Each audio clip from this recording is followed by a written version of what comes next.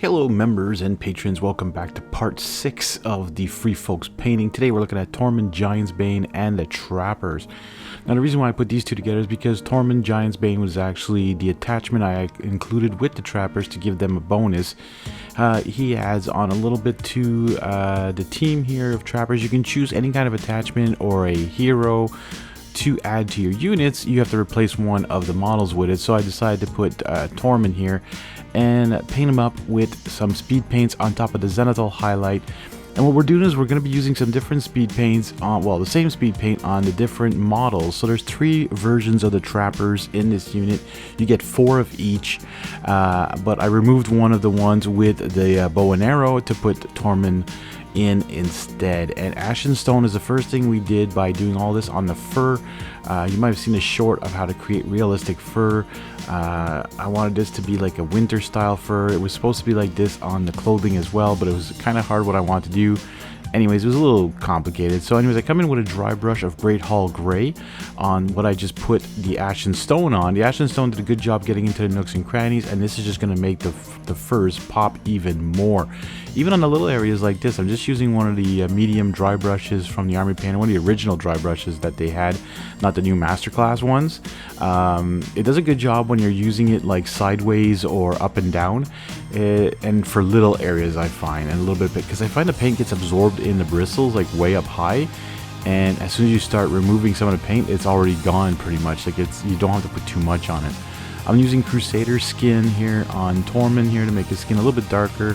What's fun is that I used the zenithal I used was Brethel Blush on these guys to make it look like their skin would, like I was using almost pretty much what I want to use for anyways, for their base coats. Reichland Flash Shade was the next one, and then the new dipping ink. What I did is I actually wanted to change up the looks of their skin a bit on these guys, not make them all look the same. So I used a couple different colors here just to showcase what they can do on the different skin tones that I use, or the base colors I use. Now of course Tormund in the show has really bright orange hair, unlike the artwork where he has like whitish gray hair, but I want to be true to the show a little bit more than the artwork, so I went with my own thing here. Then I used some Nuclear Sunrise on some of the other guys. I'll say, you know what, they have some orange hair too. Maybe they're part of the same family or the clan, you know. And then some Sand Golem on this guy. I actually found that pretty cool how Sand Golem made the hair look really, like, almost realistic, like. And then I tried Warrior Skin. So again, see, there was 3 different poses plus Tormund. So I just wanted to show you guys different speed paints you can use. You can use them on like, I mean, if you wanted to batch paint, you use the same speed paint along all 12 of them. All have the same hair, all have the same skin. I just wanted to change it up a little bit here, like using the hardened leather now on the scabbard for his sword here of Tormund. Also using it on some bells, but then other people I use it on their boots, other people I use it on their clothing. It was very, what do you call, versatile usage of the speed paint, so that your guys don't look all identical, but they're very uniform. So now what sucks is I have one extra trapper that I forgot to prime and paint on the side that I used to replace with Tormund there.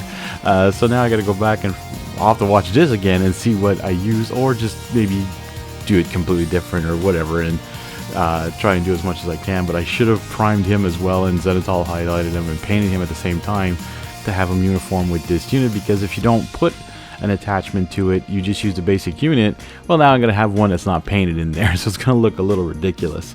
If you guys are liking the Song of Ice and Fires, now I only have the Free Peoples and the Night's Watch. That's all I'm gonna be painting up.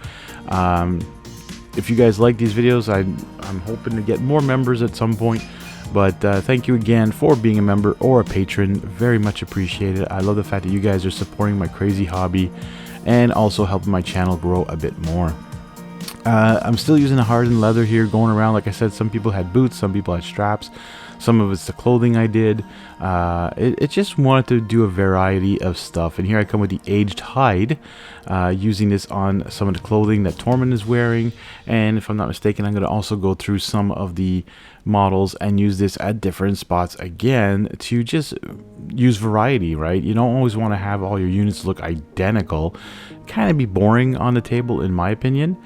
And also what's fun is that you get a movement tray with these guys that you're going to want to try and make uniform, which is going to be another problem for that one miniature that I left aside that has no basing done or anything. So I'm going to have to try, because as you saw in the big video, I actually got them that they actually stay in place with the snow texture paint, and now this one guy's gonna come in and have an area that, anyways, I'll figure it all out and I'll get him painted eventually, because I'm also painting a lot of Warhammer lately, and I still have lots of Marvel Zombies to do. Anyways, you members all need to hear about this. Also, what kind of other videos would you guys like to see as members that you're like, hey, this should be just for us? Comment that down below and I will try and make that happen as much as possible. Still working on that aged hide right now, just moving it along again against other miniatures. Here's some goddess glow. I love the goddess glow for hilts of a sword, like where the leather handle is. It's also very good for leather. As you can see now, I'm using it on Tormund's boots here. I just find the goddess glow is a great leather color, and I decided to use it on his cloak here. So I'm putting it on there. I don't know, it just does a really good job of, especially when you have a zenithal or I guess a slapjaw, of doing the highlights for you. It really does work well, the goddess glow. I really like this color, and I'm using, as you can see, again, just doing a variety of the different colors on different areas of each model, just again to keep it uniform but also different in the same way. Now, of course, like I said, I'm only showing you guys 3 different versions of this, but I actually like rotated really variety on the other models.